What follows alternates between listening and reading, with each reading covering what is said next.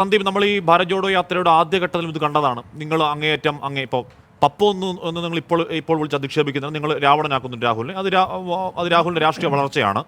ഇപ്പോൾ ഭാരത് ജോഡോ യാത്ര ആദ്യഘട്ടം തുടങ്ങുമ്പോൾ നിങ്ങളെ ബാധിക്കുന്നതിൽ ഒരു പ്രശ്നവുമില്ല എന്ന് പറയുന്നു. പക്ഷേ രാഹുൽ ടേക്കുന്ന ടീഷർട്ടിലേക്ക് ശ്രദ്ധ പോകുന്നു. അവിടെ രാഹുൽ ആരെയൊക്കെ കണ്ടു, ആരെയൊക്കെ കണ്ടില്ല എന്ന കാര്യം പറയുന്നു. രാഹുൽ പോകുന്ന വഴികളിൽ അവിടെ വാർത്ത എന്ന മട്ടിൽ അഡ്വർട്ടോറിയൽ അവിടെ പ്രസിദ്ധീകരിക്കുന്നു പത്രങ്ങളിൽ. നമ്മളത് കണ്ടു. രണ്ടാമത്തെ ഈ ഹിമന്ത തന്നെ പറഞ്ഞതാണ്, ഇപ്പോൾ ടൂറിസ്റ്റുകൾ വന്നു പൊക്കോട്ടെ, ഞങ്ങൾ സ്വാഗതം ചെയ്യും എന്ന് പരിഹസിച്ചതാണ്. അങ്ങനെ പരിഹസിക്കുമ്പോഴും അങ്ങോട്ടേക്ക് വരുമ്പോൾ ആ യാത്ര മുടക്കാൻ എന്ന് പറഞ്ഞാൽ ഒരു യൂണിവേഴ്സിറ്റിയിൽ വിദ്യാർത്ഥികളോട് സംവദിക്കാൻ പോലും സമ്മതിക്കുന്നില്ല. തുടക്കം അല്ലെങ്കിൽ ഓരോ മുട്ടിന് മുടക്കിടുന്നു. എന്തിനാണെന്ന് ആ യാത്ര നിങ്ങൾ അങ്ങനെ പേടിക്കുന്നത് സന്ദീപ്? ഹഷ്മി, രണ്ട് കാര്യങ്ങൾ ചർച്ച തുടങ്ങുന്നതിന് മുമ്പ് പറയാനുള്ളത്. ഒന്ന്, ഇടയ്ക്കിടയ്ക്ക് ഇന്ററപ്റ്റ് ചെയ്യരുത്. രണ്ട്, എൻ്റെ ശബ്ദം PCR നിന്ന് മനഃപൂർവ്വം കുറച്ച് വെക്കരുത്. ഈ രണ്ട് കാര്യങ്ങൾ ആമുഖമായി പറയാൻ ആഗ്രഹിക്കുകയാണ്. ഇവിടെ ഈ രാഹുൽ ഗാന്ധിയുടെ യാത്രയെ BJP ഭയക്കുന്നു എന്നൊക്കെ പറയുമ്പോൾ ഒരല്പം രാഷ്ട്രീയ ബോധമുള്ള ഈ ഇന്ത്യയിലെ രാഷ്ട്രീയം പഠിക്കുന്ന ഏതെങ്കിലും ഒരാൾ അത്തരത്തിൽ BJP രാഹുൽ ഗാന്ധിയെ ഭയക്കുന്നു എന്ന് ഇന്നത്തെ ഇന്ത്യൻ രാഷ്ട്രീയ പരിസ്ഥിതിയിൽ കരുതുമെന്ന് ഞാൻ ചിന്തിക്കുന്നില്ല. ഞാൻ അങ്ങനെ കരുതുന്നേയില്ല. ഒരുപക്ഷെ കേരളത്തിലെ രാഷ്ട്രീയ സാഹചര്യങ്ങൾ കൊണ്ട്, കേരളത്തിലെ TRP സാഹചര്യങ്ങൾ കൊണ്ട് മാധ്യമപ്രവർത്തന നിലയ്ക്ക് അങ്ങനെ പറയേണ്ടി വരുന്നതാകാം, കൈയടിക്ക് വേണ്ടി പറയുന്നതാകാം, അങ്ങനെയൊക്കെ പറയാനുള്ള സ്വാതന്ത്ര്യമുണ്ട്. പക്ഷേ BJP രാഹുൽ ഗാന്ധിയെ ഭയക്കുന്നു എന്ന് ഇന്ന് ഇന്ത്യൻ രാഷ്ട്രീയം പൊതുവെ അറിയുന്ന ഒരാളും വിശ്വസിക്കാൻ പോകുന്നില്ല. ഒന്ന്. രണ്ട്, രാഹുൽ ഗാന്ധി ഞങ്ങളുടെ സ്റ്റാർ ക്യാമ്പയിനർ അല്ലേ? രാഹുൽ ഗാന്ധി ക്യാമ്പയിൻ ചെയ്ത് കഴിഞ്ഞാൽ, രാഹുൽ ഗാന്ധി യാത്ര ചെയ്ത് കഴിഞ്ഞാൽ വാസ്തവത്തിൽ രാഷ്ട്രീയമായിട്ട് ഇത്രയും കാലം അത് ഗുണം ചെയ്തിട്ടുള്ളത് BJPക്ക് അല്ലേ? അദ്ദേഹം ഏതൊക്കെ സ്ഥലങ്ങളിൽ പോയിട്ടുണ്ടോ, ഏതൊക്കെ കോളേജുകളിൽ പോയിട്ടുണ്ടോ, ഏതൊക്കെ സ്ഥലങ്ങളിൽ ക്യാമ്പയിൻ നടത്തിയിട്ടുണ്ടോ, അവിടെയെല്ലാം BJPക്ക് അനുകൂലമായിട്ടുള്ള രാഷ്ട്രീയ പരിസ്ഥിതിയാണ് രൂപപ്പെട്ടിട്ടുള്ളത്. അത് രാഹുൽ ഗാന്ധിയുടെ തന്നെ വാക്കുകൾ കൊണ്ട്, രാഹുൽ ഗാന്ധിയുടെ തന്നെ പ്രസംഗം കൊണ്ട്, രാഹുൽ ഗാന്ധി തന്നെ നടത്തിയിട്ടുള്ള, നരേന്ദ്രമോദിക്കെതിരായി നടത്തിയിട്ടുള്ള അതിഹീനമായിട്ടുള്ള പദപ്രയോഗങ്ങൾ കൊണ്ട് കോൺഗ്രസ് തന്നെ വെട്ടിലാവുകയും അവർ രാഷ്ട്രീയമായി പരാജയപ്പെടുകയുമാണ് നാളിതുവരെ ഉണ്ടായിട്ടുള്ളൂ. അതിൽ നിന്നൊരു മാറ്റം എങ്ങനെ രാഹുൽ ഗാന്ധിക്ക് ഉണ്ടായി എന്ന് നിങ്ങളിപ്പോൾ പ്രതീക്ഷിക്കുന്നുണ്ടെങ്കിൽ ഈ കൈരളി ടിവിയിൽ വെള്ളിയേട്ടൻ ടെലികാസ്റ്റ് ചെയ്യുന്ന പോലെയാണ്. ആഴ്ചയിൽ 3 വട്ടം വെച്ച് നിങ്ങൾ രാഹുൽ ഗാന്ധി റീലോഞ്ച് ചെയ്തിരിക്കുകയല്ലേ? നിങ്ങൾക്ക് ഇടയ്ക്കിടയ്ക്ക് ഗ്യാപ്പ് കിട്ടുമ്പോൾ നിങ്ങൾ രാഹുൽ ഗാന്ധി റീലോഞ്ച് ചെയ്താ ഇന്ന് നന്നായി, നാളെ നന്നായി, ഇതാ രാഹുൽ ഗാന്ധി ഇത്തവണ നന്നായി, ഇത്തവണ ശരിയാക്കി കളയും. ഇത് എത്ര കാലമായി? 55 വയസ്സുള്ള യുവാവിനെ നിങ്ങൾ റീലോഞ്ച് ചെയ്യാൻ തുടങ്ങിയിട്ട് കാലം എത്രയായി? ഈ നിമിഷം വരെ പൊളിറ്റിക്കലി മെച്യൂർ ആവാൻ രാഹുൽ ഗാന്ധിക്ക് കഴിഞ്ഞിട്ടില്ല എന്ന് തെളിയിക്കുന്നതാണ് ഇപ്പോൾ അദ്ദേഹം നടത്തിക്കൊണ്ടിരിക്കുന്ന നാടകം എന്ന് മാത്രമേ ഇതിക്കാര്യത്തിൽ പറയാനുള്ളൂ. ഇവിടെ അബിൻ വർക്കി പറഞ്ഞ കാര്യങ്ങളിലും അഷ്മി ആവർത്തിച്ച കാര്യങ്ങളിലും ചില ഫാക്ച്വലി തെറ്റായിട്ടുള്ള ചില കാര്യങ്ങളുണ്ട്. നിങ്ങൾ യൂണിവേഴ്സിറ്റിയുടെ കാര്യം പറഞ്ഞു. യൂണിവേഴ്സിറ്റി ഏതാ? University of science and technology. അത് ആസാമിലല്ല. നിങ്ങൾ എന്തിനാണ് വെറുതെ ഹേമന്ത് ബിശ്വ ശർമ്മയുടെ മെക്കിട്ട് കയറുന്നത്? മേഘാലയയിലാണ് യൂണിവേഴ്സിറ്റി. രാഹുൽ ഗാന്ധിക്ക് ഞാൻ പറയട്ടെ, മണിപ്പൂരിലും ഇംഫാലിൽ യാത്ര തുടങ്ങാൻ പോകുന്നു. അപ്പൊ അവിടെ തടസ്സമുണ്ടാവുകയാണ്. പറ്റത്തില്ലെന്ന് പറയുന്നത് എന്തിനാണ് നിങ്ങൾ ഇങ്ങനെ ഇത് മുടക്കുക എന്ന ഉദ്ദേശത്തിൽ പല പണികൾ ചെയ്യുന്നത് പല സ്ഥലങ്ങളിൽ? അഷ്മി കൃത്യമായി പറയുന്നു, എന്നെ ഡിസ്റ്റർബ് ചെയ്യരുത്. എനിക്ക് പറയാനുള്ള സമയമാണ്, അത് മുഴുവൻ പറയാൻ സമ്മതിക്കണം. ഇവിടെ ഈ ചർച്ചയിൽ അബിൻ വർക്കിയും ഹാഷ്മിയും ഈ അബിൻ വർക്കിയുടെ നേതാവ് രാഹുൽ ഗാന്ധിയും പറഞ്ഞ അബദ്ധം, ആ അബദ്ധമാണ് ഞാൻ ചൂണ്ടിക്കാണിക്കാൻ ആഗ്രഹിക്കുന്നത്. ആ യൂണിവേഴ്സിറ്റിയിലെ വിദ്യാർത്ഥികൾ എന്ന് പറഞ്ഞ് രാഹുൽ ഗാന്ധിയെ കാണാമെന്നവരോട് പറയുകയാണ്, നിങ്ങളുടെ മുഖ്യമന്ത്രി ഹേമന്ത് ബിശ്വ ശർമ്മ എന്നെ തടഞ്ഞു, യൂണിവേഴ്സിറ്റിയിലേക്ക് വരാൻ സമ്മതിച്ചില്ല എന്നാണ് രാഹുൽ ഗാന്ധി പ്രസംഗിച്ചത്. അതിന്റെ വീഡിയോ പരിശോധിച്ച് നോക്ക്. താന്റെ യാത്ര ഇപ്പോൾ നിൽക്കുന്നത് മേഘാലയയിലാണോ ആസാമിലാണോ എന്ന് പോലും അറിയാത്തയാളാണ് ആ ജാഥ നയിച്ചുകൊണ്ടിരിക്കുന്നത്. അത്ര പോലും ഇന്ത്യയുടെ ജോഗ്രഫിയെ കുറിച്ച് ധാരണയില്ലാത്ത ഒരാൾ മേഘാലയയിൽ കടന്നുപോയി പറയുകയാണ്, നിങ്ങളുടെ മുഖ്യമന്ത്രി ഹേമന്ത് ബിശ്വ ശർമ്മ എന്നെ ഇതാ തടഞ്ഞിരിക്കുന്നു എന്ന് പ്രസംഗിക്കുകയാണ്. എന്നിട്ട് അത് ഇവിടെ നിങ്ങൾ ആവർത്തിക്കുകയാണ്. ഈ മണ്ടത്തരം നിങ്ങൾ ഇവിടെ ആവർത്തിക്കുകയാണ്. ഇതെന്താ മലയാളികൾക്ക് മനസ്സിലാവില്ല എന്നുള്ളതുകൊണ്ട് നിങ്ങൾ ആവർത്തിക്കുകയാണോ? ഞങ്ങൾ വന്ന് ഇത് പറയില്ല എന്നുള്ളത് കൊണ്ട് നിങ്ങൾ ആ മണ്ടത്തരം വീണ്ടും റിപ്പീറ്റ് ചെയ്യുകയാണോ? മേഘാലയയിലാണ് യൂണിവേഴ്സിറ്റി, ആസാമിലല്ല. അതെങ്കിലും ഒന്ന് മനസ്സിലാക്കും മിനിമം. അത് രാഹുൽ ഗാന്ധിക്കോ മനസ്സിലായിട്ടില്ല, അബിൻ വർക്കിക്കും മനസ്സിലായിട്ടില്ല, ഇപ്പൊ ഹാഷ്മിക്കും മനസ്സിലായിട്ടില്ല. നിങ്ങൾ എന്തിനാണ് അതിന് അസം മുഖ്യമന്ത്രി തലക്ക് കയറുന്നത്? രണ്ടാമത്തെ കാര്യം എന്ന് പറയുന്നത് സോണിത്പൂരിലും നാഗോണിലും BJP പ്രവർത്തകർ ജയ് ശ്രീറാം ജയ് മോഡിയുമായി ഇറങ്ങുകയാണ്. എന്തിനാണ് അങ്ങനെ തടയാൻ ശ്രമിക്കുന്നത്?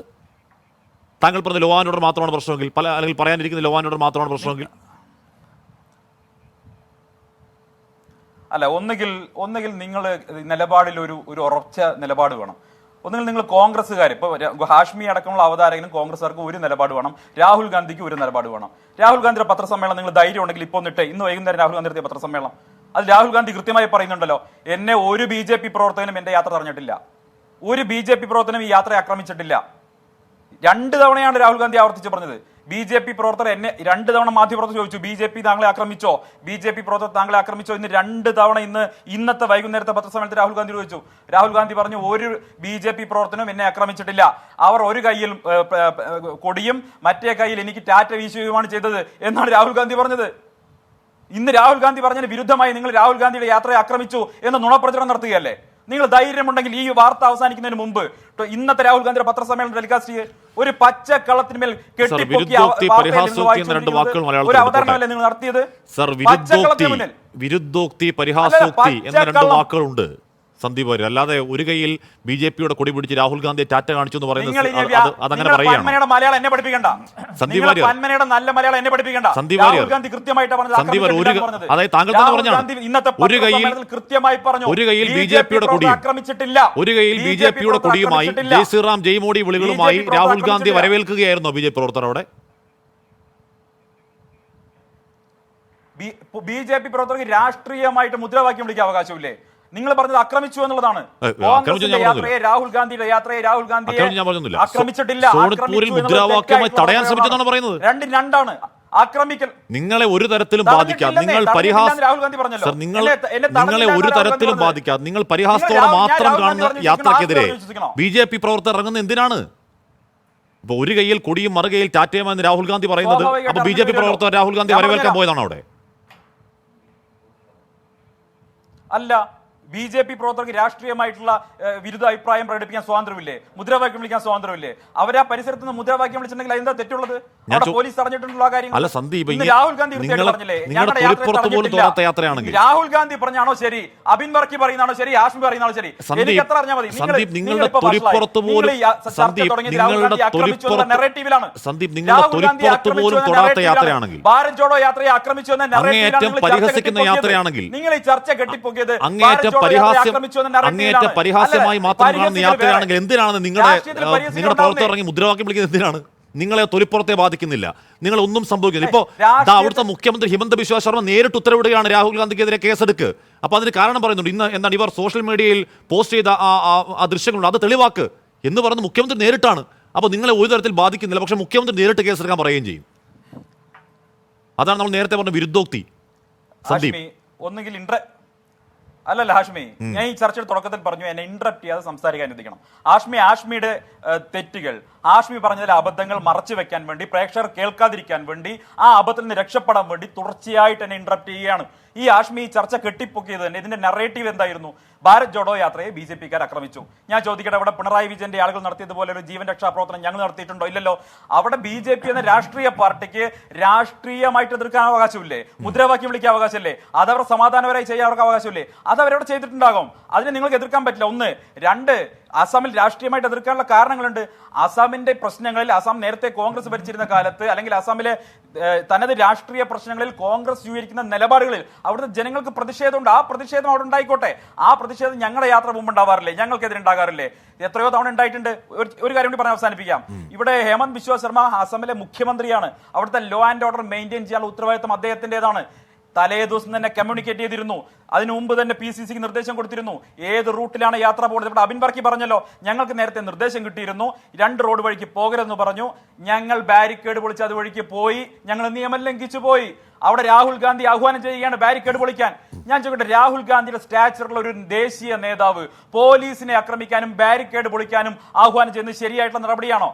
അതുകൊണ്ട് തീർച്ചയായിട്ടും കേസ് ഉണ്ടാവും. ലോ ആൻഡ് ഓർഡർ കോൺഗ്രസുകാർ കയ്യിലെടുത്താൽ കേസ് എടുക്കും. കേസ് എടുക്കണ്ടേ? അദ്ദേഹം മുഖ്യമന്ത്രിയല്ലേ, അദ്ദേഹത്തിന് ഉത്തരവാദിത്തം. ഒരു കാര്യം കൂടി പറഞ്ഞ് അവസാനിപ്പിക്കാം.